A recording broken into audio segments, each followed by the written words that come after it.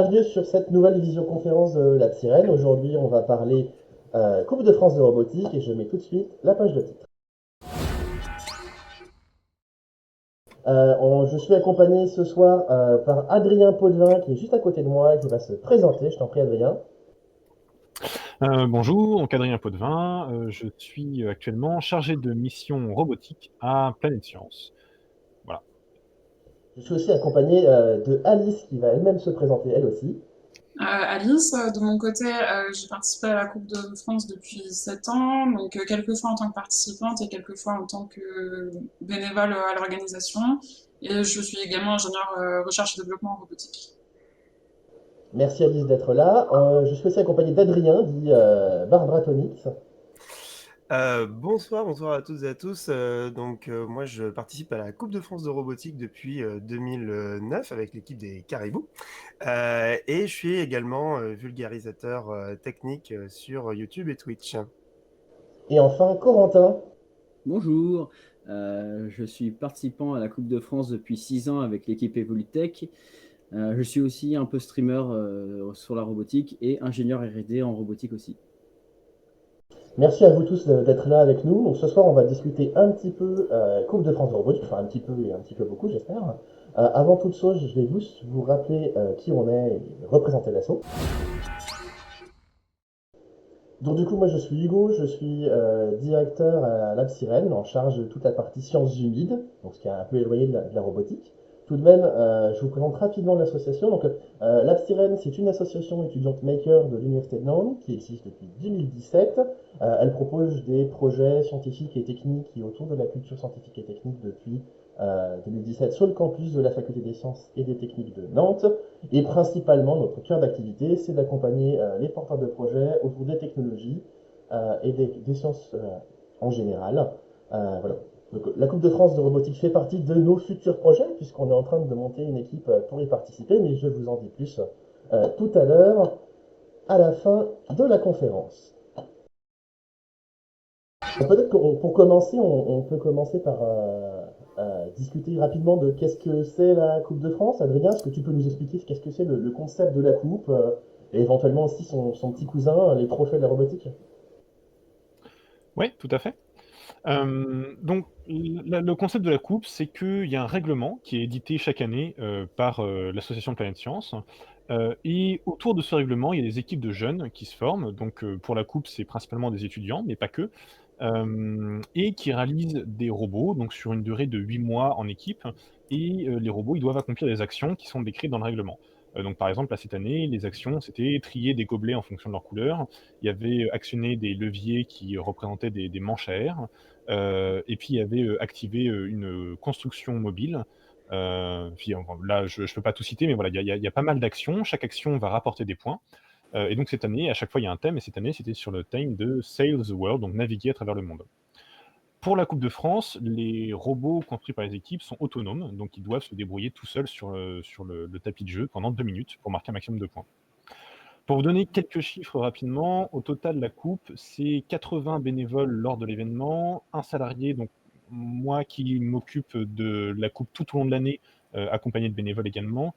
C'est plus de 1500 jeunes qui participent sur l'événement, 180 équipes françaises, 20 à 30 équipes internationales. Ça, on pourra aussi peut-être en reparler un peu plus tard. Il y a 4 jours au total d'événements complets, 3 jours complets de live stream. Donc c'est vraiment, je crois qu'en France, c'est le plus gros événement de robotique. J'espère ne pas diffamer en disant ça. Hem Et donc oui, tu parlais des trophées. En fait, ce règlement qui est annuel, il n'est pas utilisé il est pas Pardon. utilisé, que pour la Coupe de France. En fait, c'est un règlement avec une série de règles, une série d'actions, mais il est aussi utilisé en France sur les trophées de la robotique, qui sont donc des événements pour les plus jeunes, donc entre 8 et 18 ans. Et donc là, le règlement est un petit peu adapté. Par exemple, pour les plus jeunes, les robots doivent pas forcément être autonomes. Ils peuvent être autonomes, mais ils peuvent être aussi, télécommandés. Hem, mais voilà, et donc en fait, c'est globalement une même thématique qui va couvrir des associations, des clubs, des équipes de 8 à 30 ans et plus pour la Coupe de France. Voilà un petit peu le concept de la coupe et à quoi ça correspond. J'espère que D'accord. j'ai bien introduit, Alors oui, merci beaucoup Adrien. Peut-être que pour les gens qui nous regardent, ça vaut peut-être le coup de repréciser ce que c'est un robot. Est-ce que Corentin, tu peux nous expliquer rapidement ce que c'est un robot pour le grand public, entre guillemets? Tout à fait, je peux faire ça. Du coup, un robot, maintenant, c'est plutôt quelque chose de large. À l'origine, on parlait de robot, on va dire, c'était un ensemble mécatronique, c'était un élément avec de la mécanique et de l'électronique. On parle surtout ça s'applique surtout sur ce qu'on retrouve dans les robots industriels, donc les bras de manipulation, par exemple. Et au fur et à mesure du temps, on est venu rajouter des éléments dessus, notamment de l'informatique pour pouvoir le contrôler, donc contrôle à distance, contrôle autonome. Et puis, on va rajouter des choses plus intéressantes dessus, comme de l'IA qui va venir analyser son environnement, qui va venir faire des tâches automatiquement au robot, donc ramasser des objets, les trier. Et derrière, on a des concepts qui viennent un peu plus loin. Donc, par exemple, l'IA est appliquée pour des chatbots, donc on va dire des robots logiciels qui vont venir répondre automatiquement à des messages. Et on applique de plus en plus ce concept. Maintenant, on retrouve les robots un peu partout, que ce soit en industrie ou encore pour accompagner l'ignoble dans des milieux extrêmes comme lors d'incendies ou les milieux sous-marins. Et je pense avoir fait le tour. Ça veut dire que, d'une certaine manière, le robot, il peut être dans une situation extrême complètement dépourvu de toute intelligence, entre guillemets, et dans d'autres situations extrêmes, dépourvu de toute réalité physique, en étant simplement un programme informatique qu'on pourrait presque le qualifier de robot. Tout ça, c'est tout à fait ça. Maintenant, le terme est très large et donc on retrouve un peu de tout. On retrouve donc la partie très matérielle avec on va dire un objet qui va venir se déplacer dans un environnement et faire des choses. Et on retrouve une partie très logicielle où là, c'est des concepts qu'on va venir appliquer pour résoudre des tâches, régler des problèmes. Par exemple, l'analyse de couleurs, c'est ce qu'on peut appeler un robot logiciel qui va venir analyser des images. D'accord. Alors du coup, dans le cadre de la Coupe de France de robotique, c'est un concours qui construit des robots. Peut-être qu'on peut se demander avant tout pourquoi participer. Alors Alice, toi qui as à la fois l'expérience d'être guide participante et maintenant de l'autre côté du rideau en étant bénévole, est-ce que tu peux nous donner ton retour, ton expérience sur qu'est-ce que ça a pu t'apporter, pourquoi tu t'es mis à participer à la Coupe de France de robotique? Pourquoi? Parce que j'ai vu de la lumière, je suis rentrée un peu comme ça dans la robotique et puis finalement je me suis aperçue que c'est tout un travail d'équipe, toute une organisation. J'étais encore étudiante quand j'ai commencé et en fait ce sont des valeurs qui m'ont permis bah, ouais, d'apprendre plein de choses. Évidemment des compétences techniques au niveau de la mécanique, de la programmation, de l'électronique, mais aussi vraiment organisationnelles et qui sont super importantes aujourd'hui dans mon métier. Donc c'est beaucoup de choses la coupe de robotique. Et en même temps, ça permet aussi de voir des technos qui sont utilisés partout. Donc typiquement les robots qu'on fait à la Coupe de France, un tout petit exemple tout simple. Il y en a un certain nombre qui ont des lasers pour se guider. C'est des choses qu'on peut retrouver dans des robots industriels mobiles. Ils vont avoir ces mêmes genres de lasers pour repérer leur environnement. Mais aussi, typiquement, dans les robots du quotidien, un robot aspirateur, ça fonctionne exactement de la même manière, en fait. Donc, ça permet de faire un peu le lien avec toutes ces technos-là, en fait. Et, voilà. Voilà. Mais c'est vrai qu'en ayant pu l'occasion de participer à la coupe de cette année en tant que bénévole, c'était ma première coupe. Alors, je connaissais la Coupe de France de robotique, mais vraiment de très très loin. Et on a un petit regard un peu bizarre quand on voit ces robots qui sont des gros blocs et qu'on se dit, mais vraiment, à quoi ça sert ces choses-là? Et après, quand on appréhende un peu plus la Coupe de France, on se rend vraiment compte que c'est une fête de la robotique. Et c'est vrai qu'il y a une question qui pouvait me tarauder, c'est pourquoi c'est si fun que de participer à la Coupe de France de robotique? Et je pense que Barba a des choses à nous dire sur ça. Alors pourquoi c'est fun de participer à la Coupe de France de robotique? En fait, il y a plein de choses dans la Coupe de France et puis dans la robotique de manière générale. Si j'ouvre des portes, c'est que le fait de faire de la robotique déjà en soi, moi je suis un fervent défenseur du fun dans la robotique, du fait que ça vous permet de fabriquer des choses qui soient très très complètes entre de la mécanique, de l'électronique, de l'informatique, de voir des choses qui prennent vie. En fait, déjà rien que ça fait partie du plaisir qu'on peut avoir à faire des robots, à fabriquer des machines, des automates, des choses qui vont fonctionner, qui vont prendre vie devant nous. Donc déjà rien que ça, En fait, c'est ça qui fait un peu l'étincelle de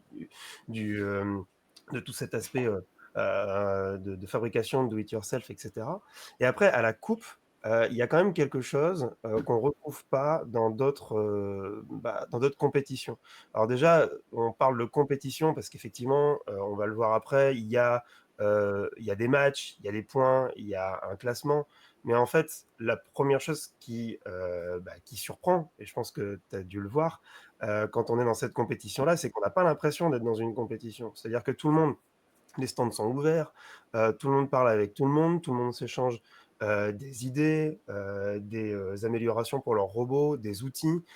Quand il y a des matchs et que ça se passe mal, les gens de l'équipe adverse sont même les premiers à aller voir en disant ah, qu'est-ce qui s'est passé? Est-ce qu'on peut t'aider? Est-ce que voilà, du coup il y a tout cet aspect de communauté en fait autour de la Coupe de France de robotique, à la fois en vrai et puis tout au long de l'année aussi, on va en parler à distance, qui fait que participer à la coupe, c'est à la fois fabriquer quelque chose, fabriquer un robot, mais c'est aussi participer à une aventure humaine de partage. Et c'est ça qui fait que c'est une compétition qui est peut-être différente d'autres compètes et qui est très libre dans sa forme et dans tous ses aspects comment dire, de diffusion. C'est vrai qu'on est bien plus dans le cas de la foire de la robotique, et sans aucun côté négatif sur le mot foire, que de la compétition sportive qui a pour vocation l'affrontement. Et surtout que le Parc Expo de La Roche-sur-Yon, qui sont un des partenaires organisateurs de la Coupe de France avec Planète Science, joue aussi à ce petit côté, ce côté foire. Et encore plus que ça, il y a aussi le côté a priori européen et international, puisque Adrien nous le disait dans son introduction, on a des intervenants et des participants internationaux qui présentent. Adrien, est-ce que tu peux nous parler du coup du concours Eurobot qui se passe en même temps ou à proximité? On t'entend pas, Adrien. Oui, effectivement, si je démute mon micro, ça fonctionne tout à fait mieux. Oui, donc je vous parlais juste avant du règlement, et donc en fait, ce règlement, il fonctionne en France, mais pas que. Il y a aussi des compétitions à l'international, et donc en fait, il y a l'équivalent de la Coupe de France dans d'autres pays. Il y en a en Serbie, il y en a en Espagne, il y en a en Russie, etc. Il y en a en Suisse, il y en a en Belgique. Il y a même des équipes qui viennent au-delà de l'Europe, c'est pour ça que ça s'appelle maintenant Eurobot Open. On a, je crois, des équipes taïwanaises, on a des équipes canadiennes, et qui sont sur le même règlement. Et donc, en fait, la finale Eurobot, c'est la finale des 3 meilleures équipes de chaque pays participant. Et donc, ça se déroule juste après la coupe. Je pense qu'on aura l'occasion de reparler un peu du déroulement de l'événement, mais c'est un peu un événement au cœur de l'événement. Et donc, en fait, ça permet à cet événement, qui est la Coupe de France de robotique, d'avoir une dimension super fun que tu décrivais très bien, Barbare, une dimension super fun où tout le monde communique, mais au-delà de ça, il y a aussi de l'anglais dans tous les sens, il y a aussi de l'allemand, il y a aussi du russe, et en fait, on a des gens qui viennent de partout dans le monde pour cet événement-là, et qui viennent, qui viennent kiffer en fait avec sur cet événement français. Donc en fait, c'est aussi ça, un plaisir de pouvoir rassembler au-delà de nos frontières et de pouvoir aussi faire un événement un peu plus large que juste l'événement français. Et donc, il y a aussi la version junior de Eurobot. Eurobot, c'est donc la version européenne ou mondiale de la Coupe de France. Donc, il y a la version junior. Je vous parlais des trophées juste avant. Et donc, Eurobot Junior, c'est la même chose. C'est la finale des trophées. Donc là aussi, c'est une opportunité géniale parce qu'on imagine des gamins qui sont parfois des publics empêchés, qui viennent parfois, qui sont pas forcément dans un contexte à l'école où ils réussissent super bien. Et là, on leur dit, bah écoute, tu vas faire un robot. Et donc déjà, le gamin s'éclate à faire un robot. Il apprend des nouvelles choses. Il donne vie vraiment à un objet. Et après, à ce gamin, tu lui dis, bah en fait, ton robot, il est super balèze. Et donc, tu vas aller concourir contre des Espagnols, contre des Serbes. Et c'est magique, quoi. C'est vraiment fantastique. Donc voilà la version européenne de ces concours-là. Et alors, justement, tu parles de l'événement, et est-ce que, entre guillemets, on peut dire que quand on participe à la Coupe de France de robotique, ou ne serait-ce que quand on visite, puisque l'événement il est ouvert au grand public, il peut déambuler sur tout le Parc Expo, est-ce qu'on n'a pas un petit peu un clin d'œil, une vision de toute la robotique mondiale sur un gros week-end? Ou est-ce que je suis un peu abusif? Quel est votre ressenti justement sur ces liens avec l'international? Pour rebondir rapidement, bon, c'est peut-être un petit peu abusif, hein, une vision sur la robotique mondiale, mais bon, j'aime bien l'idée. Euh, en gros, pour décrire rapidement l'événement, donc chaque équipe a un stand. Les équipes sont présentes pendant 4 jours au total. L'équipe d'organisation, elle est présente pendant une semaine pour tout monter, tout démonter. Les équipes arrivent pendant une journée, il y a toute une phase d'homologation où les robots sont validés par les arbitres pour vérifier qu'ils ne vont pas exploser sur scène, par exemple. J'ai cru comprendre que l'homologation, c'était un défi en soi. C'est ça. Et ensuite, il y a des phases de match où les équipes gagnent des points, donc des phases de poule, tout simplement, où chaque équipe va faire au minimum 5 matchs. Hein. Et en fonction des points que chaque équipe aura gagnés, elle ira ensuite en phase finale française, donc les 16 meilleures équipes françaises, puis en phase finale européenne, donc les 3 meilleures équipes françaises, et donc les 3 meilleures équipes de chaque pays. Voilà en gros pour le fonctionnement sur l'événement. Après, je pense que vous avez d'autres... Alice, tu allais dire quelque chose sur le côté international. Oui, c'était juste que je suis pas sûre que ce soit une représentation de la robotique mondiale, dans le sens où on est tous là pour répondre à plus ou moins un cahier des charges, à un règlement qui est imposé. Donc en fait, il y a différentes idées qui sont intéressantes par les différents pays d'Europe et les façons de réfléchir, enfin d'Europe et d'ailleurs, hein, bien sûr. Mais en soi, on reste quand même dans le cadre, entre guillemets, de la coupe. Donc c'est D'accord, pas j'ai hyper peut-être été représentatif de la robotique dans le monde entier. un peu trop enthousiaste. Alors justement, du coup, est-ce que vous pouvez m'expliquer un petit peu le déroulement, parce qu'il y a l'événement, comment ça se passe, hein? Les équipes arrivent, elles se font homologuer, et ça, je pense qu'on va pouvoir en reparler. Et qu'est-ce qui se passe? Comment ça se déroule? Comment les matchs se font? Parce que si les robots ont un cahier des charges à suivre, comment on fait que deux équipes s'affrontent? C'est pas des combats de robots où le but, c'est d'aller zigouiller l'autre. Je sais pas si vous voulez... Ah, vas-y, Adrien. Ah, j'y vais alors. En fait, donc il y a cette phase d'homologation que je suis peut-être pas le plus apte pour décrire parce que je suis plus sur la partie logistique. Je pense que les équipes et les bénévoles sauront bien mieux que moi parler d'homologation. Et puis les matchs en soi, donc on a ce règlement avec donc un cahier des charges avec une série d'actions à faire qui donne un certain nombre de points. Et donc on a 2 équipes qui sont sur la même table et qui en fait, vont lancer leur robot et pendant 2 minutes, les robots vont essayer d'accomplir un maximum d'actions pour avoir un maximum de points. Donc ça va être trier un maximum de gobelets, etc. Et à la fin de ces 2 minutes, il y a une funny action. Les robots lèvent un drapeau pour dire que voilà, on est arrivé au bout des 2 minutes. Les arbitres prennent leur tablette, mettent tous les points, etc., vérifient font le décompte, et à la fin, on a un décompte et on sait que par exemple, telle équipe aura gagné 130 points et puis telle équipe en aura gagné 90. Donc l'équipe est vainqueur. Donc voilà en gros comment se déroulent les matchs. En fonction du nombre de points qu'elles gagnent, elles sont donc qualifiées. Et ensuite, on passe sur des phases finales où là, c'est un fonctionnement en arbre dont on a assez l'habitude, où à chaque match, il y a une élimination. Quoi. Voilà en gros pour le déroulement des matchs et sur le règlement. Et si je peux me permettre juste de rajouter un petit truc, c'est que les robots n'ont pas le droit d'entrer en collision les uns avec les autres. C'est un point assez critique parfois. Oui, ne doit pas aller embêter l'adversaire, entre guillemets. Embêter, c'est même plus que ça. Ils n'ont pas le droit vraiment de faire l'anti-jeu, bien sûr, mais c'est plus, ils n'ont pas le droit d'entrer en collision. Enfin, quand on voit le prix que coûte un robot et le temps qu'on a passé à régler au millimètre près le robot, en fait, ça peut être fatal qu'il y ait une collision entre deux robots, en fait, tout simplement. Donc, c'est interdit par le règlement. Et justement, c'est un des points qui est vérifié lors de la phase d'homologation dont on parle depuis tout à l'heure. Donc, ouais, c'est super important. Effectivement, tous ces points-là, ils sont vérifiés en amont par l'homologation. D'abord, une homologation qui est statique. On va vérifier que les dimensions du robot conviennent au règlement, qu'il y a un certain nombre d'éléments qui sont présents. Alors là, par exemple, j'en ai un derrière moi. On va vérifier qu'il y a un bouton d'arrêt d'urgence, que la hauteur est bonne, qu'il n'y a pas des éléments qui sont pointus, tranchants, qui pourraient abîmer le terrain. Enfin bref, il y a plein de choses comme ça qui vont être vérifiées. Et ensuite, il y a deuxième partie qui généralement fait un peu plus peur, qui est l'homologation dynamique, où là, en fait, on va demander à jouer 2 matchs à blanc, en fait, sans adversaire derrière. D'un, pour vérifier que le robot peut fonctionner et peut marquer des points sans qu'il y ait un adversaire en face de lui, voilà, qu'il est capable de réaliser des actions de jeu.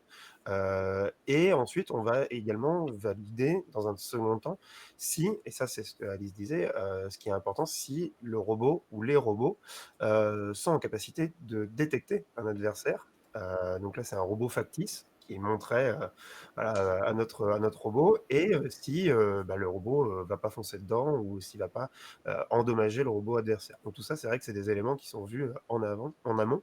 Et tu l'as dit, effectivement, c'est le premier stade, et c'est même le truc le plus important à faire pour démarrer, parce que tant qu'on n'a pas homologué son robot, on ne joue pas de match. Donc souvent, aux équipes qui démarrent, on leur dit plutôt de se focaliser sur l'homologation, même sur la conception du robot, plutôt que sur des fonctionnalités un peu en mode légende, avec des bras dans tous les sens. Non, le but, c'est pas ça. Le but, c'est au début l'homologation.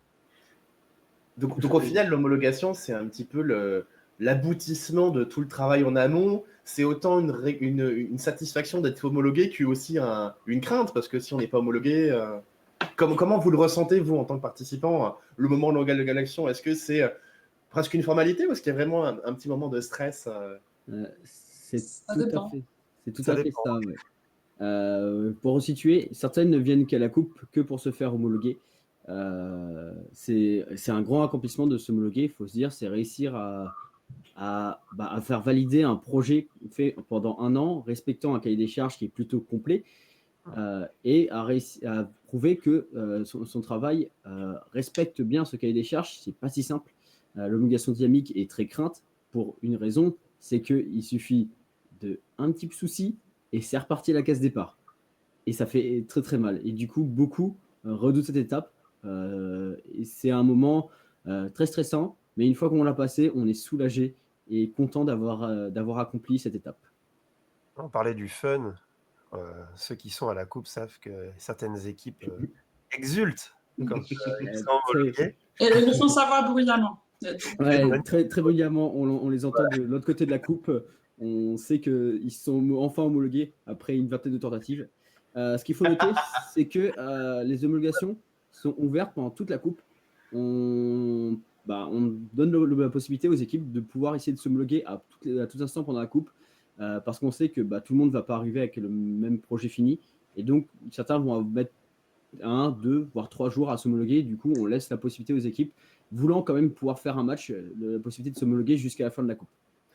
J'ai entendu parler des bénévoles vétérans me disaient à la coupe de cette année qu'ils ont vu plusieurs fois des équipes arriver avec rien et construire leur robot sur place pendant la coupe, se faire homologuer et faire quelques matchs.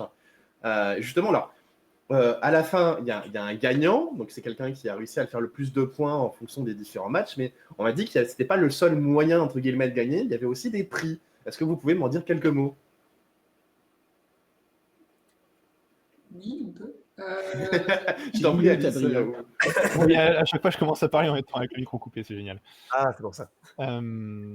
Ouais, donc en fait, il y a des prix qui peuvent varier en fonction des années, mais là, cette année, par exemple, il y avait le prix de l'innovation, le prix de la communication, le prix du jury et le prix de l'esprit d'équipe. Et en fait, l'idée de ces prix-là, il est un peu double. C'est de sortir de la logique de concours où on dit qu'on a une équipe gagnante et c'est tout. Et c'est d'inciter les équipes qui, justement, arrivent en se disant je viens avec rien et je vais faire mon robot. Et en fait, cette équipe-là, je crois me souvenir qu'elle a eu un prix parce que justement, en fait, son robot, il n'a pas fait des scores énormes, mais elle a réussi à faire un truc qui était complètement ouf, qui était de construire un robot sur quelques jours en n'ayant aucun matériel, et donc il y a un prix qui va avec ça. Donc en fait, l'idée de ces prix-là, c'est vraiment de sortir un petit peu de la logique compétitive où l'objectif, c'est vraiment d'arriver le premier. Alors bien sûr, ça reste fun d'arriver premier et d'être au top et de faire plein de points, et voilà. Mais c'est pas l'objectif au fond de la coupe. L'objectif, c'est d'abord de s'amuser. Et puis le deuxième objectif de ces prix-là, c'est que la coupe, elle peut pas exister sans ses partenaires.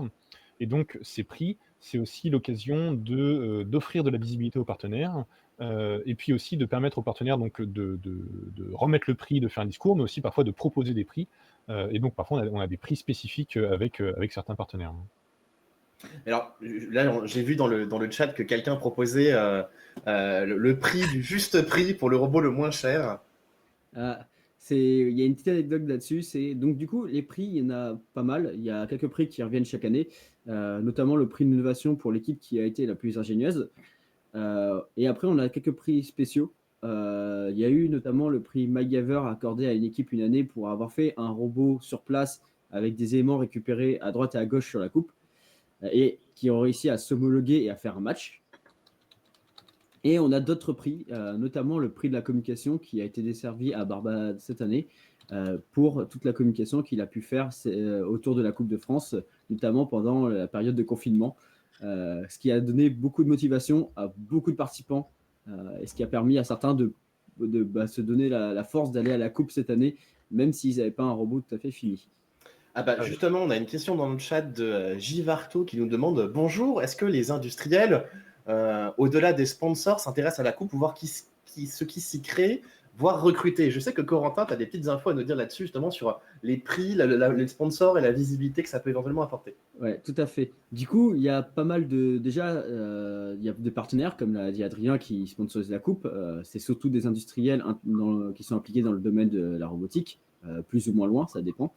Et derrière, il y a beaucoup des équipes ont besoin de financement et ont besoin notamment de sponsors pour pouvoir se fournir en matériel ou en argent pour acheter d'autres matériels et aller à la coupe tout simplement. Et du coup, on va retrouver beaucoup de sponsors différents, souvent qui peuvent faire la même chose ou des sponsors totalement différents. Et donc, on a des sponsors très typés robotiques qui ont du matériel dédié pour ça. Et on a des sponsors qui sont totalement à l'extérieur de la coupe, qui n'ont rien à voir avec la robotique et pourtant financent les étudiants parce que le projet leur plaît parce que ça leur donne la possibilité de se mettre en avant auprès d'autres étudiants ou même d'industriels présents.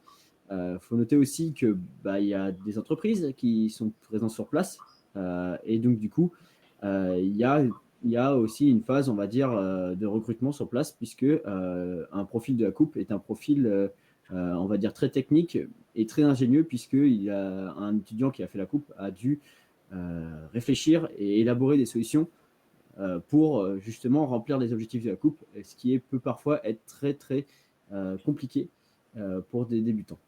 Oui, tout à fait. Par exemple, si je reprends une expérience personnelle, j'ai pu recruter un stagiaire qui avait fait la coupe de robotique, mais derrière, moi, je savais exactement ce que ça voulait dire d'un point de vue rigueur, d'un point de vue respect de cahier des charges, d'un point de vue organisation. Ce sont des qualités comme ça qu'on ne voit pas forcément sur un CV, mais le fait de juste voir qu'il a participé et qu'il a été jusqu'à un certain point de la compétition, ça permet de voir ce genre de choses, effectivement.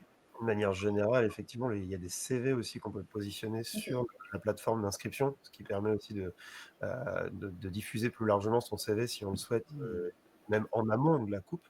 Et pour rebondir sur ce qu'Alice dit, effectivement, la coupe, ça fait tellement longtemps qu'elle existe, alors peut-être pas avec ce nom-là, mais même avec Egal M6 à l'époque, qu'aujourd'hui, on a énormément, et en plus, c'est un événement qui est énorme chaque année.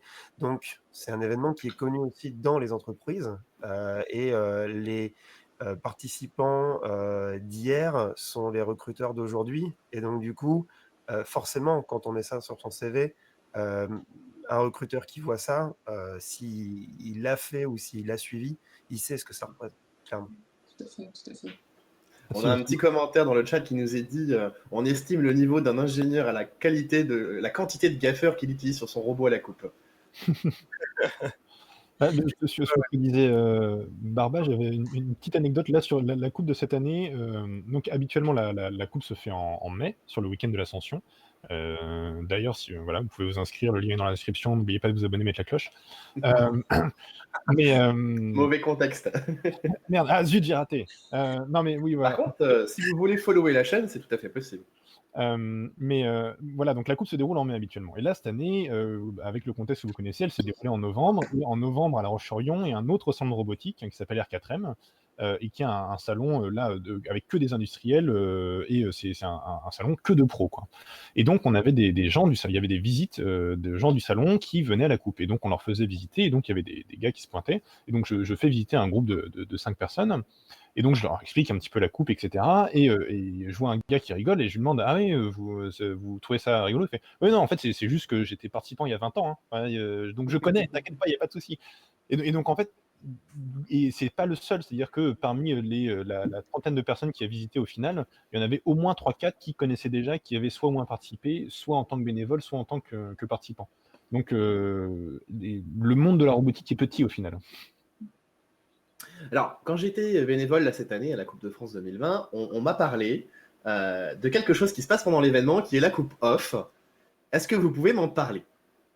Ah, la Coupe of. C'est dommage qu'on n'ait pas pu la faire cette année, mais bon, forcément, vu le contexte, c'était Ouais, le compliqué. contexte sanitaire s'y prêtait pas. Alors, qu'est-ce que c'est la Coupe Off? C'est en gros une soirée détente en fin d'événement, en fait, tout simplement. Ce qui s'y passe, c'est que on fait ça le vendredi soir. Le samedi, il reste plus qu'un seul match à jouer. Il y a assez peu d'enjeux en général. Tout le monde est déjà plus ou moins homologué. Ceux qui ont des robots qui vont passer en phase finale, ils savent plus ou moins déjà qu'ils vont y passer. Ils ont déjà un robot qui est super top. Et donc, du coup, c'est le moment de relâcher la pression. Et donc, du coup, en fait, on s'amuse entre roboticiens. Donc, c'est un peu Oui, c'est la part notre festive de notion du fun. l'événement. Mais disons qu'en fait, on va organiser une espèce de mini-concours avec des épreuves un peu loufoques. Je me souviens très bien d'une année où il fallait faire danser son robot. Régulièrement, on a une course entre différentes bouteilles, donc tout un chemin qui est organisé entre les stands et les robots slalom entre les bouteilles. Il y a quoi? Il y a du tir à la corde, du dessin, enfin c'est un peu n'importe quoi. C'est pas forcément fait avec les robots qu'on utilise pour les matchs, mais c'est plus de la bricole. On a trouvé deux roues, un moteur et voilà. C'est euh, c'est assez fédérateur en fait, et comme tout le monde relâche un peu la pression, tout le monde participe, fait des trucs débiles, et c'est toujours un moment très très convivial. Et cette soirée-là dont je parle est précédée par un barbecue. Je pense que Corentin peut en parler un peu mieux que moi. Et effectivement, depuis maintenant presque 20 ans, mon équipe organise un barbecue pour à peu près, enfin gratuit pour toutes les équipes sur place. C'est un moment détente où on propose aux gens de venir parler avec nous, de venir se rencontrer, de faire la queue tout en s'amusant, sachant qu'il y a de l'ambiance en même temps, et de pouvoir donc déguster de bonnes grillades faites maison avec une expertise depuis plus de 20 ans. Voilà. On vous invite au prochain, promis. Si nous pouvons, nous en ferons un en 2021. Et évidemment, donc pour mettre un peu d'animation dans la file d'attente, nous avons tout un tas de mascottes qui viennent et qui ambiancent un peu tout le monde en faisant des petites danses, des petites chorés. Il y a des gens qui sont pas des mascottes mais qui viennent quand même danser avec. Enfin, c'est vrai, c'est fun. Donc au final, ça c'est l'événement de compétition, il est presque un prétexte pour tout ce qu'il y a autour, de partager, d'échanger autour de la robotique. Pour une grande majorité des équipes, effectivement, il y en a certaines qui viennent pour participer, pour faire des points et puis pour arriver en finale, hein, ça faut le dire. Il y a une compétition quand même, il y a du travail. On l'a dit tout à l'heure, il y a aussi des fois beaucoup d'argent engagé, des partenaires. Donc il y a eu un aspect prestige aussi. Mais pour beaucoup d'équipes, en tout cas, quand elles reviennent, c'est pas ça qui est recherché, j'ai l'impression, en premier lieu. Je sais que moi, par exemple, si demain on me disait la Coupe de France est maintenue, mais on supprime les points, je viendrai quand même, tu vois. Parce que c'est le moment de rencontrer les copains et les copines que tu n'as pas vus depuis un an parce que tu les vois que à cette compétition-là, ou le reste du temps tu les vois sur Internet. Que c'est le moment de pouvoir découvrir de nouvelles personnes, parce que c'est rare de tomber sur la même équipe en match chaque année, donc ça veut dire que ça te force à rencontrer, à discuter aussi avec des gens, discuter technique, discuter de ta passion. Donc très clairement, ce qui est recherché, c'est ça. Et je sais plus qui disait ça dans le chat, c'était au tout début, mais il disait qu'effectivement, lui, quand il allait voilà, c'est le moment où j'oublie tout et où je vais à la coupe, ça fait du bien. Je passe 3-4 jours là-bas. Des fois, on reste le dimanche, on arrive en avance pour pouvoir justement se voir un peu plus. Enfin, vraiment, c'est un événement festif et fortement technique. Et même si tu as le nom coupe dedans, effectivement, des fois, pour quelqu'un qui arrive là-bas, il a l'impression que c'est un peu accessoire pour le coup. Alors ça, c'est l'événement, le jour J au mois de mai, mais avant tout ça, il y a tout un temps de préparation. Je sais que chaque équipe a plus ou moins sa façon de faire. Est-ce que vous pouvez m'indiquer comment vous, alors que ce soit maintenant ou à l'époque où vous participiez, comment s'organiser le travail en amont? Alice, est-ce que tu peux nous donner quelques éléments, comment ton équipe fonctionnait? La première chose, c'est qu'on attendait désespérément que le règlement sorte. Donc, c'est à peu près fin septembre, début octobre. Donc le règlement est déjà sorti. pour cette année, mais Oui. voilà. Habituellement, c'est un peu ça. On attendait que le règlement sorte. Avant ça, du coup, surtout au mois de septembre, enfin, je parle en tant quand j'étais étudiante, on recrutait un peu des nouveaux dans le club de robotique. On les formait, on essayait de leur expliquer un peu comment fonctionne l'électronique, la mécanique, la programmation. Voilà, on essayait de faire des petits cours, faire un peu de transmission de connaissances, puisque bah, forcément, en tant qu'étudiant, ça tourne beaucoup dans l'équipe. Donc on attendait le règlement. Une fois qu'on avait le règlement, on faisait toute une phase de brainstorming pour réfléchir un peu à qu'est-ce qu'on allait mettre comme élément mécanique, comment on allait organiser notre électronique, etc. Et ensuite, bah, on passait à la phase conception, fabrication, assemblage de tout ça. Et ensuite, si on avait le temps, on faisait quelques essais sur notre table dans notre local. Et c'était pas souvent le cas. Et souvent, on faisait les premiers essais directement à la coupe, en fait. Pas très très bien organisé chez nous. Et ensuite, j'ai participé avec une bande de potes quand on a été diplômé. Donc là, c'était beaucoup plus du travail à distance, mais je pense qu'il y a d'autres équipes qui étaient mieux organisées que la nôtre et qui pourront mieux en parler. Bon, bah, c'est mon tour, je pense. Du coup, c'est à peu près similaire, je pense. Nous, dès qu'on avait la remise du règlement, on fabriquait notre table de test. À vrai dire, on bêta-testait la fabrication de la table, souvent pour le règlement, vu qu'on était les premiers à la finir, je crois. Derrière, donc on enchaîne sur une partie plutôt conception et conception de ce qu'on va faire, le robot, la méca, la design électronique. Et derrière, on assemble tout et on fait le code en espérant qu'on ait encore assez de temps. Souvent, l'étape où on fait le code, c'est une semaine avant la coupe. Donc, souvent, c'est fini sur place avec plus ou moins du scotch et du piste-colle pour faire tenir le tout quand on n'a vraiment pas eu le temps de finir. Et on croise les doigts pour aller le plus loin possible. Oui, je me souviens d'une fois où un de mes coéquipiers avait codé dans la voiture sur le trajet. Ça m'est arrivé aussi. Ça n'a pas fonctionné. Cette année, pour toute anecdote, j'ai recodé toute l'IA le lundi avant de partir. Wouh. La compétition a commencé le mardi.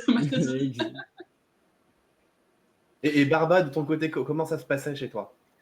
Comment ça se passe? Tu participes toujours. Moi, c'est un peu particulier parce que du coup, nous dans l'équipe, on bosse tous là depuis qu'on est sorti de l'école. Là, on a une activité pro à côté. Du coup, en termes de temps, ça s'est vachement réduit forcément. N'empêche que du coup, ce qu'on essaye de faire depuis 2-3 ans là, c'est de conserver une base relativement qu'on va relativement peu changer en fait, qu'on va améliorer pendant l'été, justement avant le règlement, pour que à la sortie du règlement, on soit plus à rechercher la stratégie et les actionnaires plutôt que de repartir sur un truc, repartir de zéro, quoi, refaire une base, refaire du code, etc. Donc ça, c'est maintenant. À l'époque, je pense que j'étais à peu près comme mes deux compatriotes, c'est-à-dire voilà, à attendre le règlement, à faire des choses, à se dire qu'il faut absolument être prêt en janvier avec la programmation pour faire le plus de tests possible, et à arriver le lundi en mai avant de partir à la coupe en se disant bon, bah on testera là-bas. Hein. Et ouais, nous je me souviens avoir codé le robot, en tout cas la stratégie du robot, dans la file d'attente avant de rentrer dans les stands. C'est-à-dire que c'était pas à La Roche, c'est plus ancien. Et j'avais mon compatriote qui avait SolidWorks d'ouvert avec la table, qui me donnait les coordonnées et les actions que je devais faire. Et moi, je codais à côté ce que ça allait faire. Et le premier match qu'on a joué en homologation, c'était celui-là. Ça nous a homologué quand même, hein, je tiens à préciser. C'était pas fou, mais ça a marché. Moi, j'ai passé quelques nuits blanches aussi à coder pendant la coupe la stratégie du robot. C'était une bonne expérience, on va dire. Sauf que ça n'a pas marché le lendemain parce qu'il y a un pneu qui s'est décollé. Mais c'est pas le code. T'as de la chance. Le vilain pneu. Alors, là, vu le contexte sanitaire, c'est peut-être un peu compliqué justement de travailler en groupe. Est-ce que dans vos équipes, soit plus anciennement, plus récemment, vous travaillez à distance? J'ai entendu parler d'une équipe justement où tous les participants sont à tous les bouts de la France et ils arrivent quand même à participer. Alors, vu le contexte sanitaire, avec le travail à distance que ça peut amener, comment vous le voyez? Et puis notamment, comment vous le voyez vis-à-vis de l'insertion pro des étudiants? On parlait tout à l'heure du fait que ça a apporté des compétences, que les entreprises pouvaient être éventuellement intéressées. Comment tous ces éléments-là rentrent en compte, vous qui avez le recul maintenant, comment la Coupe de France et votre participation vous a aidé, j'espère, ou du moins à orienter peut-être votre insertion pro après les études, après le diplôme? C'est sûr qu'il y a pas mal d'équipes qui travaillent aujourd'hui à distance. Même déjà, c'était déjà le cas hors Covid. Ne serait-ce que effectivement quand on sort de l'école et qu'on souhaite continuer à travailler sur les robots, voilà, on part vers plein d'horizons différents, donc fatalement, voilà, on essaie de bosser à distance. Alors il y a plusieurs stratégies. Il y a le robot qui est fabriqué à un endroit et puis qui est expédié pour être codé après à un autre endroit. Il y a des pièces des fois qui circulent un peu dans toute la France. Enfin, voilà, il y a plein de stratégies différentes. Cette année, du coup, il y a eu la création d'un Discord pour pouvoir échanger et travailler tous ensemble. Et je pense que ça a motivé aussi des personnes à travailler avec d'autres personnes, d'autres équipes, en fait. Donc aujourd'hui, c'est très souvent que le soir, les gens se regroupent. Alors, pas que pour travailler ou faire d'autres choses, mais parce que c'est aussi un moment convivial, mais aussi pour se dire, bah, on bosse sur un sujet, on est 3, 4 équipes différentes et on va chercher des capteurs, chercher des moteurs, comprendre ce que l'un et l'autre a fait. Donc il y a ça qui a émergé en fait avec la situation actuelle et qui va devenir, à mon avis, de plus en plus nécessaire pour la suite. Et de mon expérience aussi, parce que je suis des équipes étudiantes, euh, c'est quand même quelque chose que les étudiants, en tout cas les jeunes, même si on a l'impression qu'ils sont euh, dans une frange de la population très jeune adaptée aux outils numériques, ils ont quand même du mal à travailler à distance. Et pourquoi? Parce qu'en fait, c'est pas naturel. Je veux dire, n'importe qui, quel que soit son âge, quel que soit le contexte, etc., travailler à distance, c'est compliqué. Se voir, parler, se dire les choses, être ensemble côte à côte pour avancer sur un projet, c'est quand même beaucoup plus simple et beaucoup plus facile que de le faire à travers un écran, à travers un chat, un clavier, etc. Euh, mais du coup, être obligé de le faire pour cette compétition, clairement, c'est une case de cocher de plus pour les personnes qui participent à la coupe pour la suite. Voilà. Je pense que je suis recruteur aujourd'hui, par exemple. Si j'étais recruteur aujourd'hui et que je voyais sur le CV à participer à la Coupe de France de robotique 2020-2021, je vais déjà participer à la Coupe, c'est déjà une belle prouesse, mais en plus l'avoir fait dans un contexte qu'on connaît, voilà, on sait ce qu'il y a derrière, quoi, clairement. Oui, effectivement, ça augmente d'autant plus la difficulté. Alors, c'est sûr il y a des outils, typiquement des outils de partage de fichiers, des outils de visioconférence et de chat, bien sûr, mais aussi des outils de faire du code à distance, tout un tas d'outils comme ça, qui sont également utilisés dans un milieu professionnel, en fait, tout simplement. En ce moment, dans un milieu professionnel, on a aussi du travail à distance, du télétravail tout le temps. Ben, en fait, on utilise ce même genre de système de stockage de fichiers, de code à distance, enfin, tout un tas de choses comme ça, d'outils qui sont entre guillemets, déjà vus par les étudiants dès le départ, quoi, en fait. Je rajouterais aussi que pour certains, la difficulté n'était pas assez hardcore. Donc du coup, je trouve que 2020-2021 était un bon challenge pour certains. Je dirais aussi que ça permet de se rendre compte que la coupe, c'est pas un travail individuel, on ne fait pas un robot tout seul, on fait un robot en équipe. Il faut travailler en équipe, il faut communiquer en équipe, il faut valider les résultats en équipe. Et c'est quelque chose qu'en pro, enfin que souvent les étudiants n'ont pas forcément. Ceux qui ont fait la coupe l'ont plus puisqu'ils l'ont connu, surtout quand ils doivent, ils se rendent compte que c'est une vis qui est mal vissée dans le robot pendant la coupe et pas le code qui fait qu'on attrape mal un objet. Ils se rendent compte que oui, il faut travailler en coupe en équipe. Ah. Il faut travailler à la coupe en équipe parce que chacun peut il peut y avoir beaucoup de raisons pour lesquelles le robot ne fonctionne pas. Et il faut avoir une réflexion de groupe pour pouvoir se rendre compte que le problème, c'est bien telle raison et pas une fausse piste sur laquelle on va travailler pendant 2 semaines d'affilée. Oui, puis c'est pas la faute de quelqu'un, c'est la faute qu'il y a un problème dans le robot, c'est une faute technique, c'est pas la faute de quelqu'un, et c'est des choses comme ça, d'esprit d'équipe qu'on apprend aussi beaucoup à la coupe, effectivement. Et je dirais, grâce à ça, maintenant, je pense, le contexte n'est pas joyeux, mais ça oblige les étudiants on va dire, à plus chercher l'information et à se rendre compte que travailler tout seul ne fonctionne pas et qu'il faut aller de l'avant vers les autres pour réussir à avancer sur son projet. Et justement, là, vous mentionnez le fait que ça a apporté des choses aux participants. Vous, de votre expérience individuelle, qu'est-ce que la coupe, elle vous a apporté? Beaucoup de choses. C'est pas forcément des choses bien, mais on va dire si quand même beaucoup de choses bien. Déjà des compétences techniques, on a appris beaucoup. Certains ici travaillent dans la robotique et sont rentrés dans le domaine de la robotique grâce à la Coupe de France. Donc on a appris beaucoup de choses qu'on a pu réappliquer dans notre boulot. Mais aussi on a appris d'autres choses à côté. Il n'y a pas que faire le robot, il y a gérer une équipe, il y a gérer l'association, c'est-à-dire gérer un budget, gérer les fournisseurs, gérer la logistique pour se déplacer à la coupe. C'est pas déplacer une bande de 10 mecs, de 10 joyeux lurons qui, eux, pensent qu'à vu leur robot et à le faire rouler. C'est pas si simple, surtout pour les faire traverser la France et les amener en un seul morceau à La Roche-sur-Yon.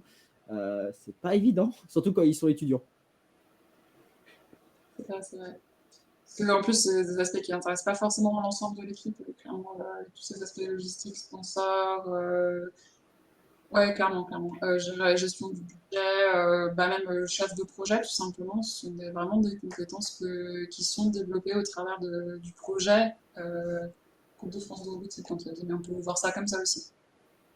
Après, personnellement, ce que ça m'a apporté, je vous en ai déjà parlé, hein, plein de qualités, de compétences d'organisation, d'esprit d'équipe, des compétences techniques évidemment. Euh, voilà. Après, professionnellement, je pense pas grâce à ça que j'ai été recrutée et où je travaille. Ça m'a juste donné goût à tout ce qui était robotique et tout ça. Donc voilà, après pour ça. Après, je sais que quand je fais des entretiens, on m'a déjà dit plusieurs fois que quand je parle de la coupe de robotique, on sent qu'il y a une passion quand même dans la voix. Donc du coup, ça doit jouer aussi pendant l'entretien. Après, je ne sais pas le détail. Je pense pas que ce soit grâce à ça que j'ai été recrutée en tout cas. Et je vais reprendre un message qu'il y a dans le chat. La coupe apporte aussi des compétences très particulières. Je ne sais pas si c'est utile dans le milieu professionnel, mais très particulières, comme repérer l'odeur d'un composant qui crame à 100 mètres. C'est vrai qu'à la coupe, certains arrivent à développer cette compétence. On passe à côté d'un stand et on sait que l'équipe est en problème parce qu'on a senti le condensateur exploser. C'est bizarre, mais au bout de 3-4 ans, on arrive à faire ce genre de choses. Je me souviens d'un arbitre qui disait que la principale raison de l'homologation, c'est avant tout de ne pas blesser les arbitres.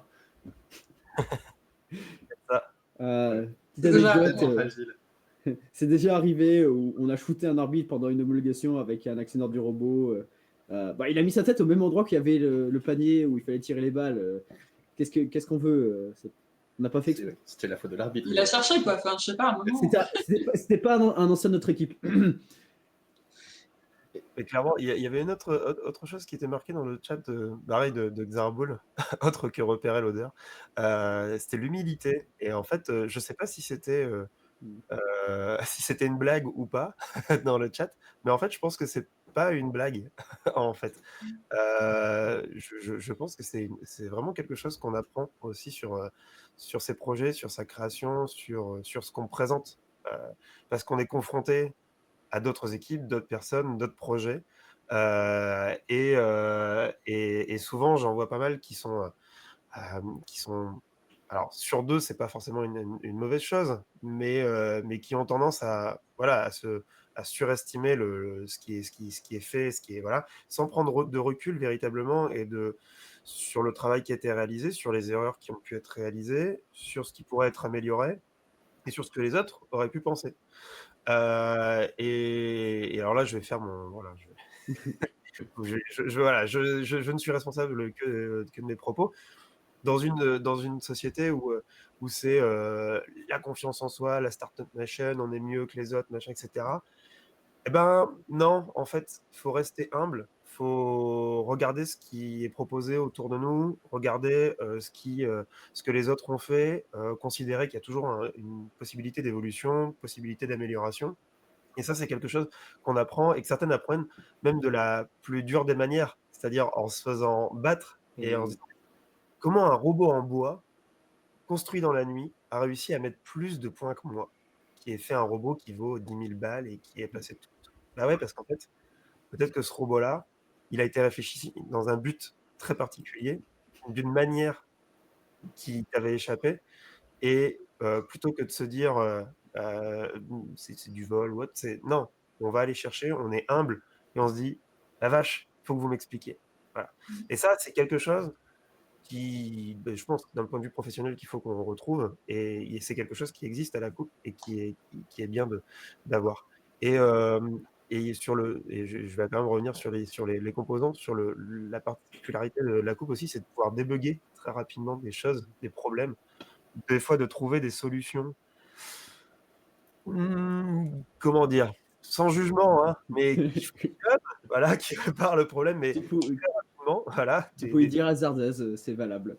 mais des patchs, voilà, c'est aussi ça. C'est aussi vrai qu'on a la capacité des fois de répondre à une situation de crise, voilà, à plusieurs, en groupe, et dire bon, voilà, on a le match dans 10 minutes, on a cramé un composant, qu'est-ce qu'on fait? Voilà.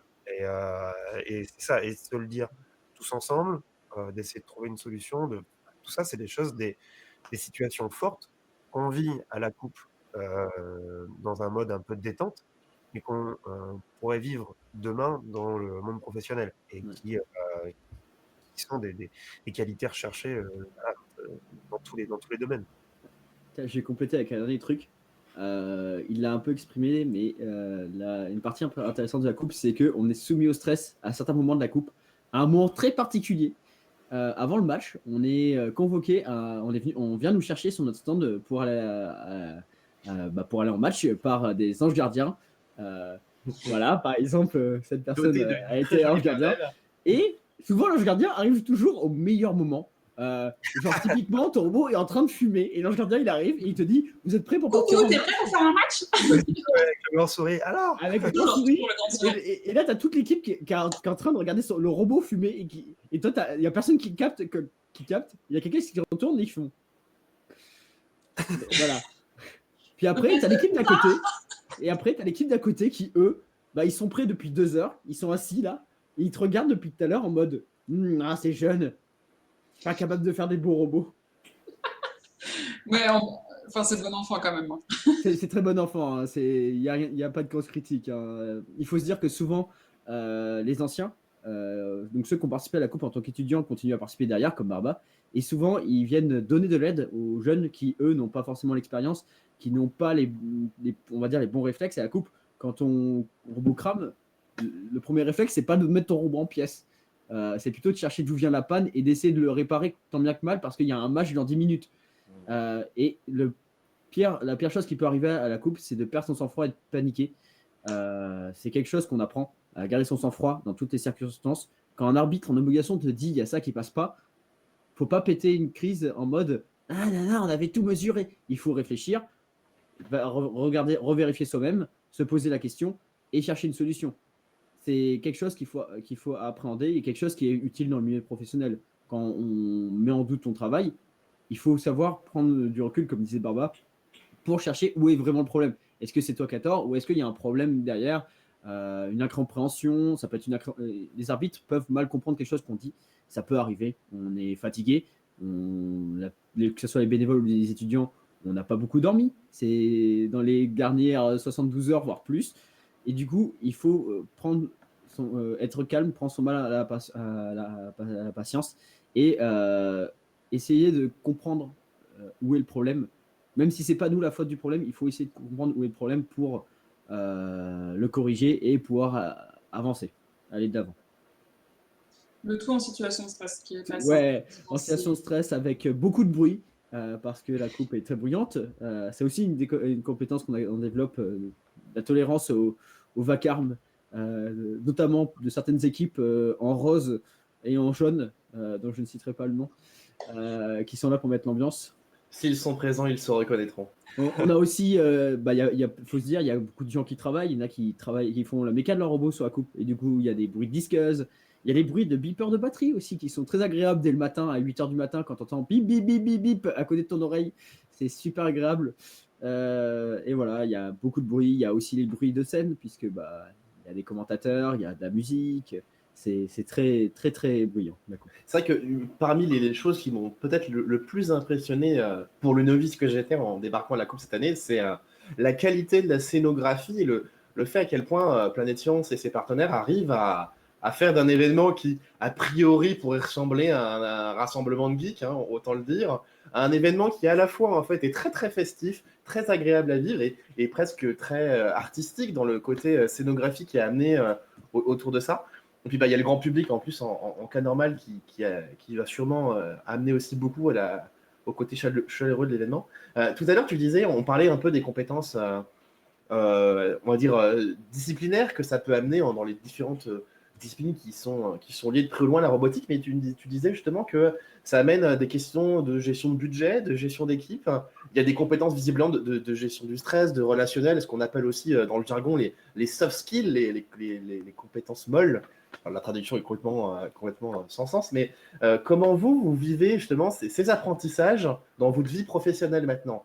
Est-ce que ça a été un vrai plus? Est-ce que vous avez eu aussi ailleurs, en fait, dans le cadre académique, beaucoup d'opportunités de confronter à ça? Ou est-ce que la Coupe de France a été vraiment un vrai plus sur ce sujet-là, des compétences non disciplinaires que les écoles ou les universités ont parfois peut-être un peu du mal à nous transmettre?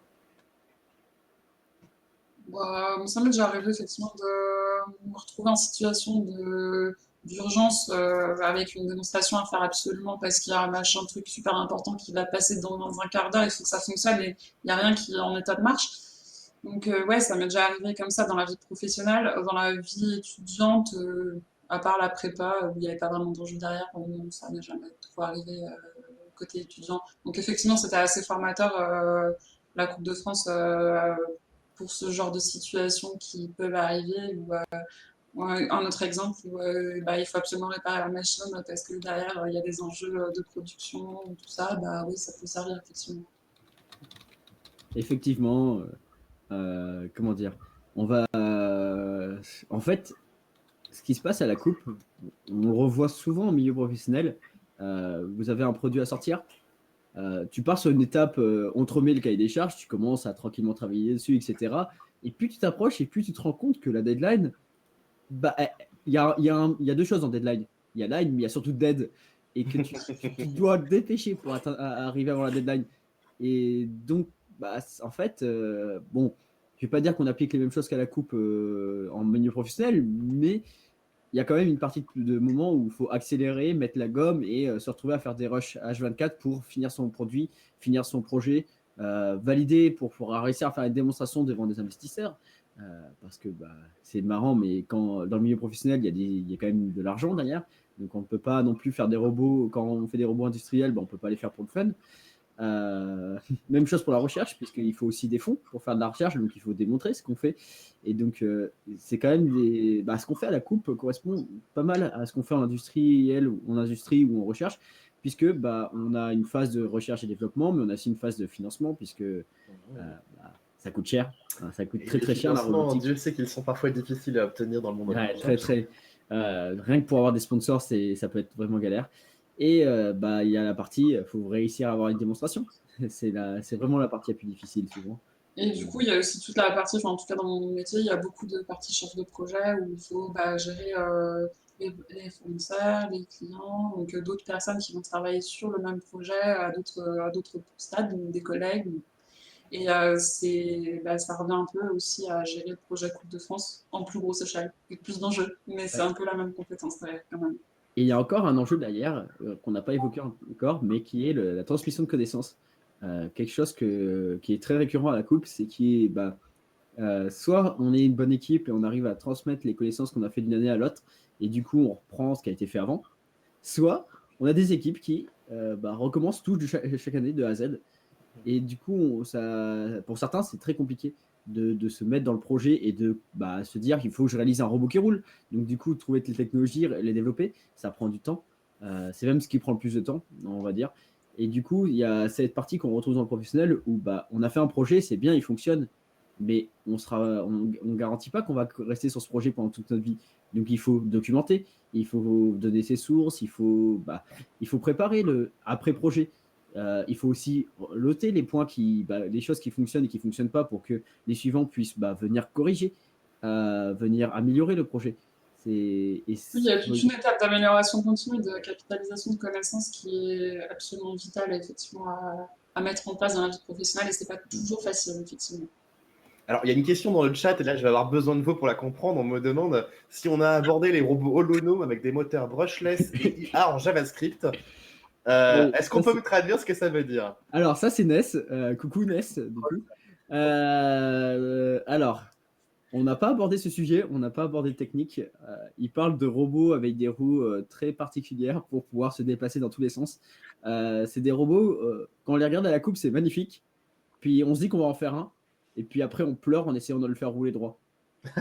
D'accord. Oui, parce que les bénévoles qui sont aussi, eux, pour certains d'entre eux, dans certains participants me disaient le premier objectif, c'est d'avoir un truc qui roule. Et déjà, quand tu as ça, t'es bien content. Ah oui, très très content. Je vais être honnête, la coupe, pour l'homologation, il faut avoir un robot qui roule et qui s'arrête. C'est tout. Petite anecdote, on a fini 28e en 2018 avec un robot qui roule. On a juste un bras monté sur un côté du robot et c'est tout. Et on a fini 28e, ce qui est une très bonne performance pour la coupe.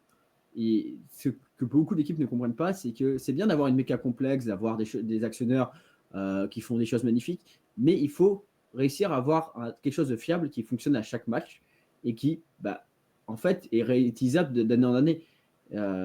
C'est marrant de redévelopper sa base grande chaque année, mais c'est quelque chose qui prend beaucoup de temps et qui prend. En fait, c'est ça prend beaucoup de temps à fiabiliser parce que tu as beaucoup de problèmes liés au réel. La coupe, c'est magnifique, mais les tables, il peut y avoir des décalages de quelques millimètres, il peut y avoir le vinyle sur le haut de la table peut être un peu abîmé. Et du coup, il y a beaucoup de choses qui font que le robot, il risque d'être perturbé à cause des petites différences entre le réel et le théorique. Et c'est quelque chose qui est dur à fiabiliser d'année en année. Justement, vous parliez en fait de ce côté de transmission. Ça me permet de faire une super transition avec le dernier sujet de notre conférence, qui est la culture scientifique et technique et industrielle. Parce que la Coupe de France, elle est organisée par une association qui est Planète Science. Alors, Planète Science, c'est avant tout une asso pour les jeunes. Comment, Adrien, est-ce que tu peux nous donner des éléments? C'est comment Planète Science en est arrivé à organiser un événement aussi grand, a priori aussi important sur la robotique? Voilà. Est-ce que tu peux nous parler de Planète Science et de son action sur la culture scientifique, technique et industrielle? Ton micro. Oui, mon micro. Donc là, on repart sur 3h30 de conférence et de présentation de Planète Science, c'est ça? Si tu veux, moi j'ai rien à faire en ce moment. Non, mais voilà. En fait, Planète Science, donc c'est une asso qui a une soixantaine d'années et qui a en fait été créée à la base pour faire des activités autour de microfusées. En fait, c'est le CNES qui, globalement, donc le Centre national d'études spatiales, et qui a laissé toute la partie animation autour des fusées à une structure qui s'appelait la NSTJ et qui ensuite est devenue Planète Science. Et après, Planète Science s'est diversifiée, mais avec toujours comme objectif de faire de la diffusion de la culture scientifique auprès des jeunes et de faire pratiquer les jeunes sur la science. Donc, pour citer rapidement les différentes activités qu'il y a à Planète Science, il y a des activités sur le mode projet, comme la coupe, comme les trophées de la robotique, comme Robot. Il y a aussi des activités en animation. Donc, par exemple, on a des activités espace, avec là pas mal de projets, avec des lancements de microfusées. J'ai d'ailleurs passé l'agrément pour lancer des microfusées dernièrement, c'est un véritable régal. Enfin, maintenant, je vois tout en fusée, c'est génial. On a envie de fusées partout. Les fusées qui ne sont pas autorisées dans le règlement de la Coupe, je crois. Non, effectivement, non. Je confirme, c'est interdit. On Malheureusement. a essayé. Ça, c'est Comme marrant. les animaux vivants, et s'il y a des biologistes qui nous regardent, désolé pour vous. Après, donc sur la partie espace, il y a aussi des événements drones, des événements avec des dirigeables. Planète Science fait aussi des activités autour de l'environnement, donc pas mal d'animations autour de l'environnement. Il y a de l'astronomie, où Planète Science a accès à un observatoire. On a un Fab Lab aussi, où on fait de l'animation et où il y a des groupes scolaires ou des classes qui viennent pour suivre des animations et puis jouer avec une découpeuse laser, ce qui est toujours fun. Et donc, là, je pense à ça, mais en fait, c'est génial parce que les gamins arrivent et en fait, en 3 heures, donc en 3 créneaux, ils apprennent à utiliser Illustrator. Enfin, bon, c'est pas des experts non plus, hein, ça reste des enfants de 8-10 ans sur Illustrator, mais ils arrivent à designer un porte-clés, à écrire leur nom et à le découper à la découpeuse laser et à le repartir avec leur porte-clés découpé à la découpeuse laser. Et donc pour eux, ça c'est génial. Et puis après, il y a donc aussi toute la partie robotique. Mais donc, voilà, je m'embrouille un peu dans tout ça, mais pour dire que Planète Science fait beaucoup de choses, mais que l'objectif central, c'est de diffuser la culture scientifique en faisant pratiquer les jeunes et en leur faisant expérimenter, en faisant faire des expériences. Et donc en fait, la coupe dans le format actuel, alors elle existait avant, il y avait alors avant il y avait E égale M6, puis la Ferté-Bernard, puis avant il y avait des robots et des hommes. Euh, mais globalement, l'idée, c'est d'avoir un robot qui permet d'allier plusieurs domaines, d'être quelque chose de très transdisciplinaire et quelque chose de très concret à la fois. C'est-à-dire que pour des étudiants ingénieurs, ça peut être assez intuitif, mais pour des plus jeunes, le robot, ça permet vraiment d'avoir le travail de groupe, mais d'avoir aussi une activité avec du numérique, avec du code, qui permet de contextualiser, parce que quand on est en cours de techno et qu'on nous dit, enfin je sais pas si on fait ça en cours de techno, enfin, à l'époque moi ça me faisait marrer de faire ça, mais quand on nous dit, bah tiens, tu vas faire un site web en HTML ou tu vas faire un petit peu de JavaScript, tu dis, ok, mais pourquoi faire? Et là on le voit directement sur un robot, on voit notre code qui agit véritablement, donc ça le contextualise. Et puis sur de la mécanique, effectivement, c'est rigolo d'avoir un moteur, mais c'est beaucoup plus drôle s'il y a un moteur qui actionne un bras, qui ramasse un gobelet ou qui va faire une action et qui nous rapporte des points. Et voilà. Donc, en gros, l'idée de ces événements-là, c'est pas des événements. Ils sont pas pensés pour faire de la compétition. Ils sont pensés pour permettre aux jeunes d'avoir quelque chose de concret sur lesquels s'amuser tout au long de l'année, et puis aux moins jeunes, et là je pense aux étudiants, de mettre en application véritablement ce qu'ils voient en cours toute l'année, et que les cours soient pas seulement théoriques, qu'il n'y ait pas seulement des TP ou des choses comme ça, mais qu'il y ait aussi une véritable application, un véritable mode projet derrière tout ça. Donc voilà, oui, effectivement, il y a un conflit sur le prénom Adrien, mais vu que j'ai pas de surnom présentable en live stream, on a dit que c'était moi qui avait Adrien. Pour les gens qui ne le sauraient pas, Barba, de son nom civil, s'appelle Adrien. Et justement, on parlait là justement de culture scientifique technique et comment, parce que un élément important, alors qui ne s'est pas vu dans l'édition de cette année à cause du Covid, mais qui est un élément important de la Coupe de France en temps normal, c'est la présence du grand public. Alors comment vous voyez ce rôle en tant que participant, d'agir, volontairement ou non, pour la diffusion de la culture scientifique, technique et industrielle par la robotique, pour montrer aux gens qu'est-ce que c'est, comment ça fonctionne, et un peu, il y a presque une certaine désacralisation de la robotique. Je ne sais pas comment vous le voyez, vous, cet élément-là de diffusion de la culture. Il y a la thématique, déjà ça passe par la thématique, c'est-à-dire que je ne sais plus qui parlait d'événements de nerd, mais en gros c'est ça, c'est Je ne veux pas être coupable. Un événement de robotique juste pour les participants. Au final, ce serait un événement qui serait ultra techno, quoi. Donc, en termes de visibilité pour le grand public, il verrait des robots agir sur des balles, et puis le terrain, il serait d'une couleur neutre pour que les caméras repèrent bien tous les objets dessus. Enfin, voilà, on serait sur quelque chose qui serait cloisonné dans un monde technologique.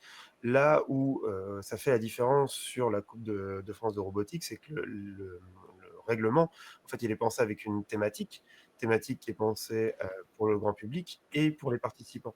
Quand on voit une table de robotique, souvent, ce qu'on me dit, c'est que je parle de table de robotique, je parle de coupe, les gens se font une idée, forcément particulière, parce qu'il y a une vision de la robotique liée au film, aux médias, qui est une vision qui existe aussi.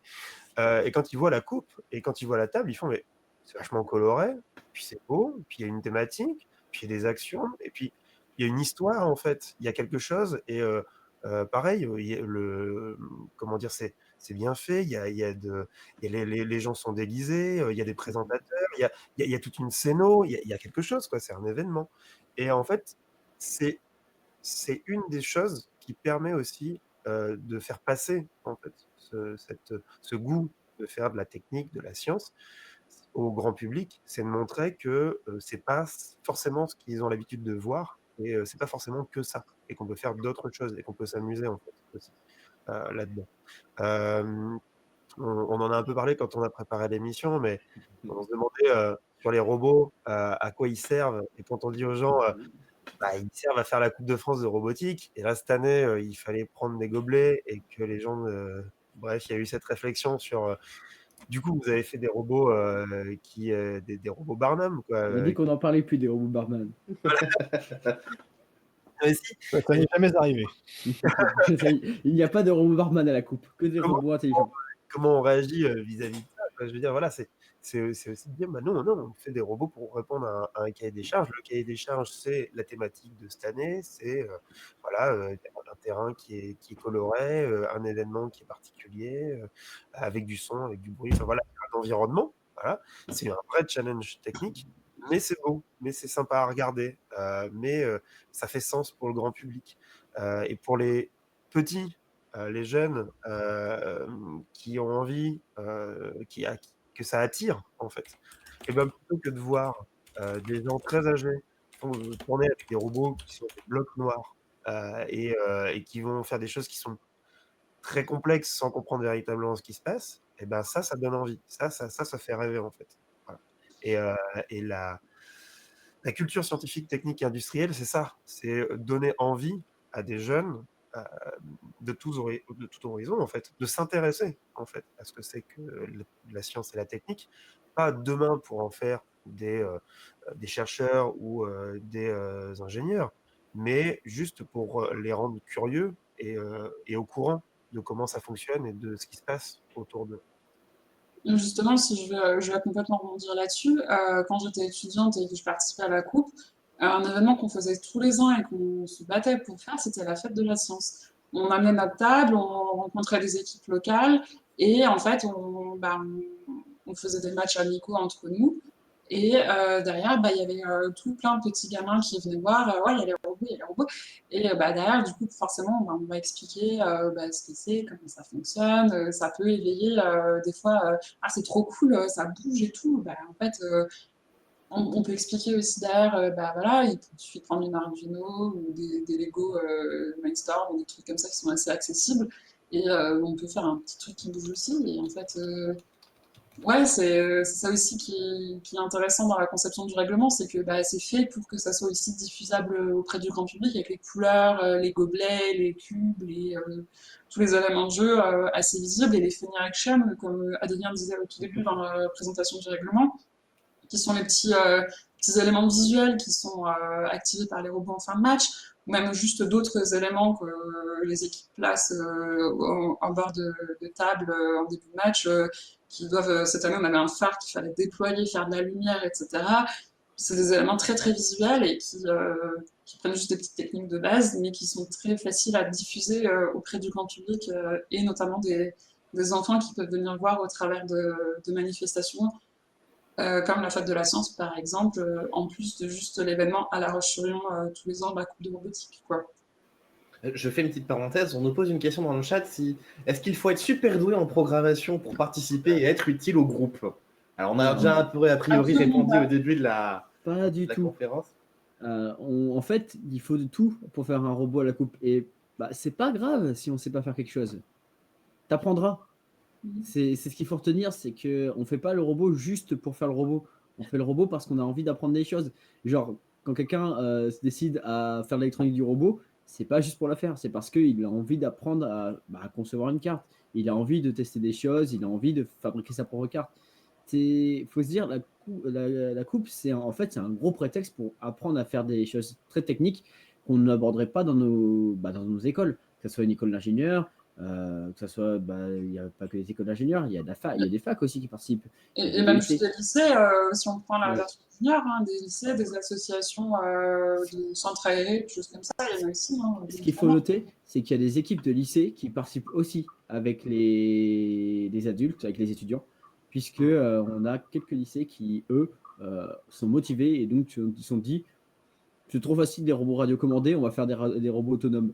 Et notamment, il y a une équipe avec des robots Lego qu'on a vu cette année, qui était là cette année, qui était présente, très impressionnant, qui était présente cette année à la coupe. Et c'est remarquable la passion qu'ont ces jeunes pour, à leur âge, de faire des robots et de faire des choses, en fait, qui fonctionnent aussi bien que des grands.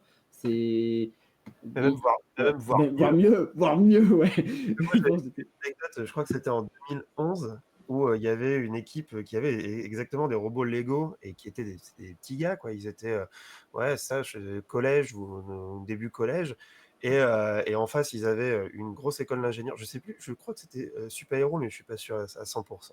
Et donc, du coup, la personne qui présente le match leur dit alors ça va? Ah ouais, les petits, ouais, on a eu quelques soucis pour faire avancer le robot droit, mais là maintenant ça marche. Bon, ok, micro aux autres. Alors, ils vous font peur? Ah ouais, ils nous font très très peur et tout ça. Démarrage du match, bah, le gros robot de Super Héros, alors, ou pas, je sais plus, mais de l'autre équipe a pas démarré et ils se sont fait défoncer en termes de points par l'autre robot qui faisait que suivre la bordure et puis faire ses petites actions, quoi. Comme on l'a évoqué tout à l'heure, Bon, fiabilité.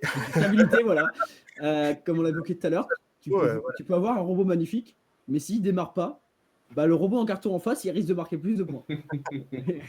Bah, Et ça, et si on reprend la question qui était de savoir s'il y a vraiment besoin de beaucoup de compétences en commençant, pour prendre mon expérience personnelle, moi j'ai vraiment vu de la lumière, je suis rentrée, on m'a dit ouais vas-y ça a l'air cool ce club, on a qu'à y aller voir.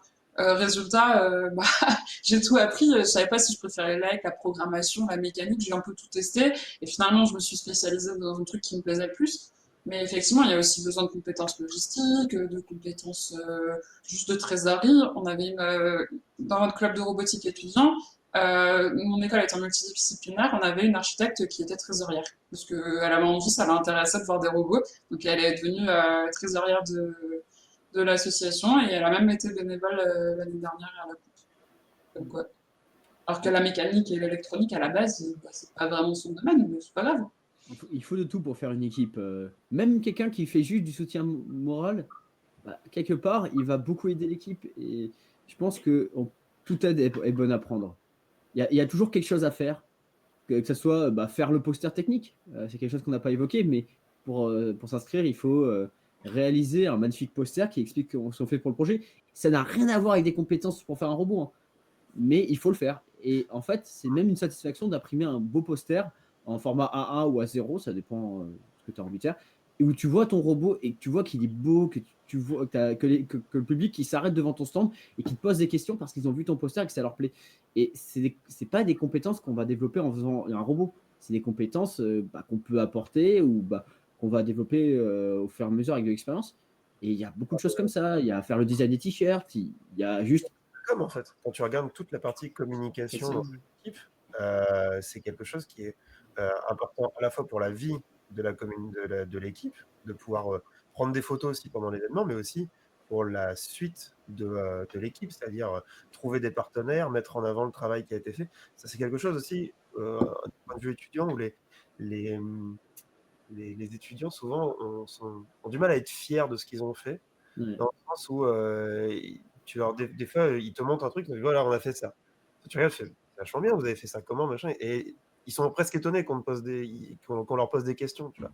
Et je leur dis, soyez fiers de ce que vous avez fait, expliquez ce que vous avez fait. Et ça, c'est quelque chose qui est important. Et on parlait de transmission. Et ben, ça passe par la communication, ça passe par l'explication, ça passe par la représentation, en fait.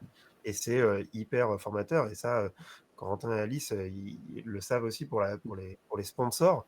Représenter son équipe, montrer ce qu'on sait faire, expliquer ce que c'est.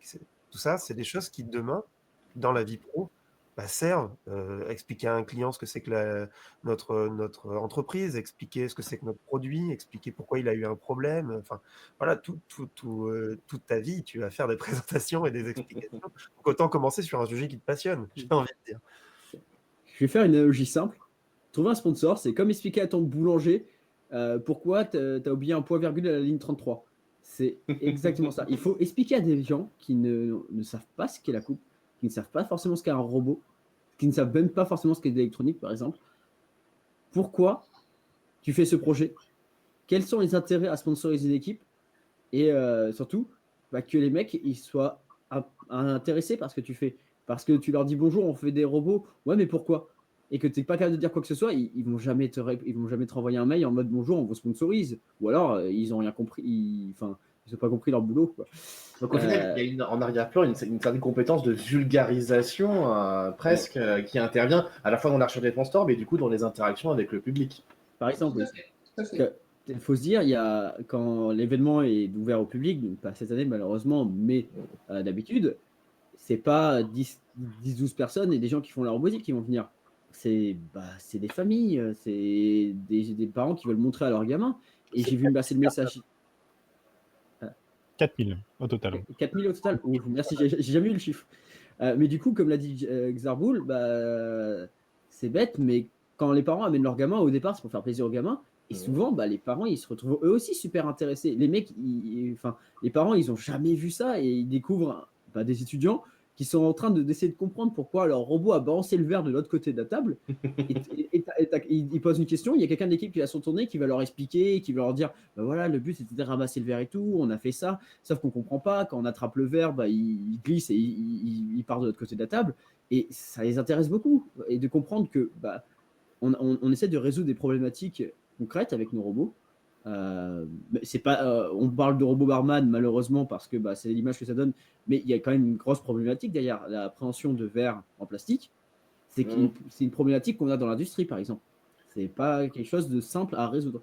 Et déjà que c'est difficile en festival. Ouais. C'est difficile en festival, surtout avec. L'ampleur du festival. Ouais, ça dépend, mais du coup, et il leur a expliqué que du coup, on nous a demandé de faire ça et que pendant toute une année, on a réfléchi à quelle est la meilleure façon de justement réaliser cette action. Et ça les intéresse beaucoup. Ils aiment bien comprendre le cheminement pour aller. On est parti du point où on doit attraper un verre à. On a fait un barillet pour stocker tous les verres pour pouvoir les déposer de manière optimisée sur la table. Enfin, c'est super intéressant et c'est quelque chose que le public adore. Ils adorent quand les robots ils clignotent. Hein. C'est quelque chose qu'on retrouve beaucoup. Hein. Un robot, c'est souvent une masse de câbles avec des cartes et avec plein de LED qui clignotent. Et vous verrez souvent sur les équipes où ils font beaucoup de lumière, il y aura beaucoup de public. Ce qui va me permettre, vu que l'heure passe et on a déjà passé l'heure 1h30 de visioconférence, donc on ne va pas retarder vos programmes et puis toutes les bonnes choses ont une fin. Avant de vous laisser le petit mot de la fin, je vais me permettre de dire à toutes les personnes qui nous écoutent que l'Absirène est en train de monter une équipe pour participer en 2021 à la Coupe de France de robotique. Donc comme on le disait, pas besoin de compétences particulières. Le simple fait d'être intéressé et motivé est une bonne raison pour participer.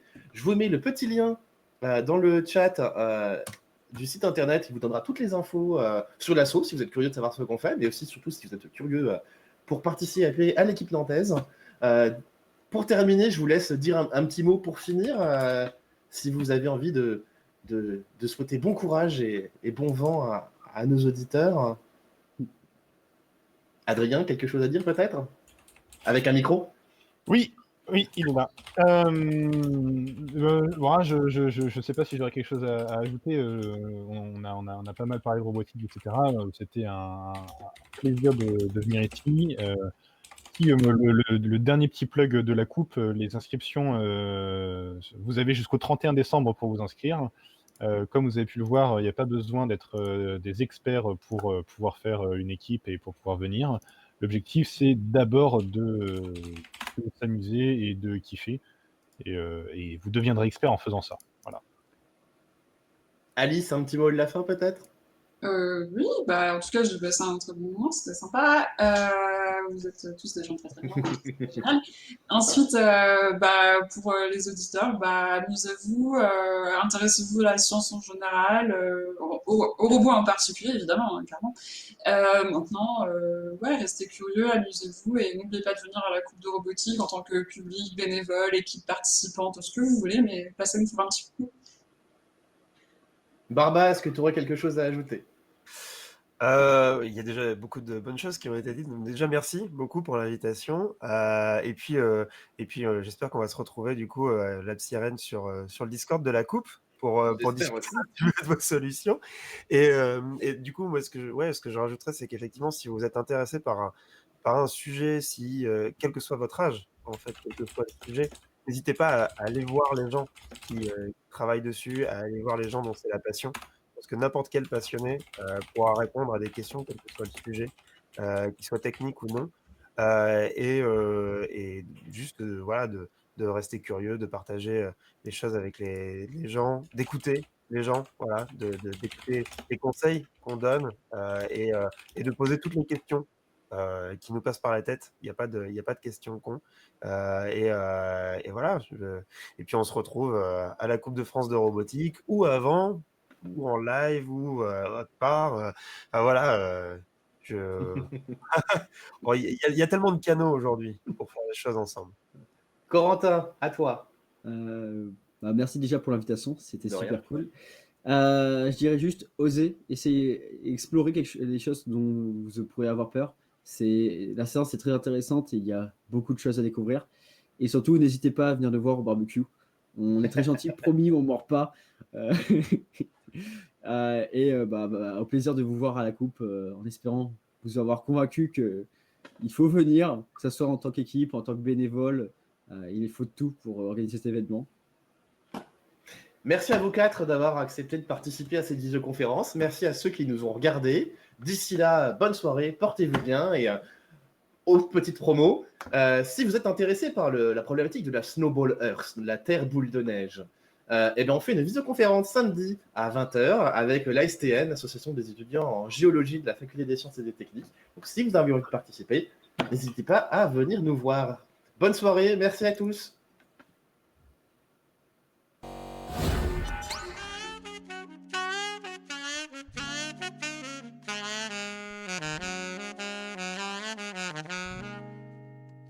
Thank you.